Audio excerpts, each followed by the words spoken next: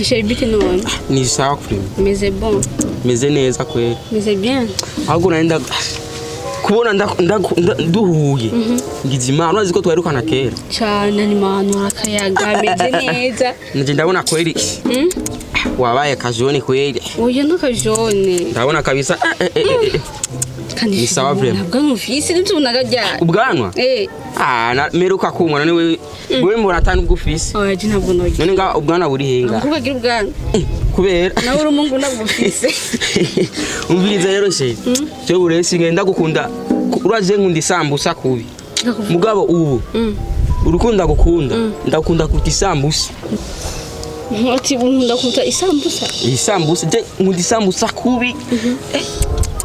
Kweli kubona ndakubonye vrema ndakubwije ukuri bibaza no munsi numbanire vrema uko nanda gukumbe vrema indwi zibiri nukuri kw'Imana ndagutsikana muri shopping umaze kunyana mu isoko uravyumva seri seri mugahura remeresa yararahiye man mugongo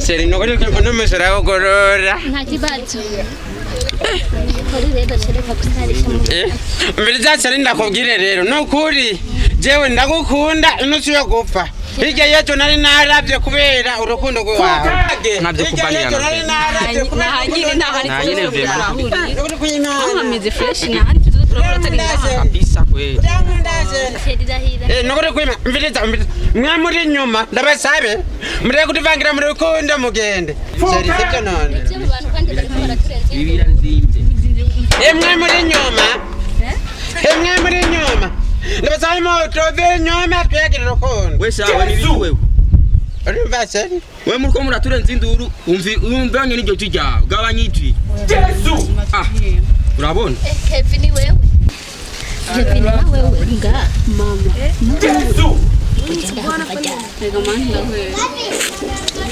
Namenya bijya ko waruri ngaha je sinayikuza ngaha naje nawe ndatangiye gushika menga ni jana tanguye nje natanguye ubwo ni jana butanze ndira kwa ntana yego vrema mama ikigabo kingana uko umwanje ari umusore umujene turajya kwibarabarura kumbe mama wawe yagize yaheze yizukuri ujya ni mere wawe niko ni mere yabona nawe mugabo mwege murateye isoni tu raba umugabo wari he wamusize ufuma nato tukira abajeye vrema uri wamutera ewe ndabona murahanzwe mwe nanyoko oya agenda nagende mwafuye bumwe kweli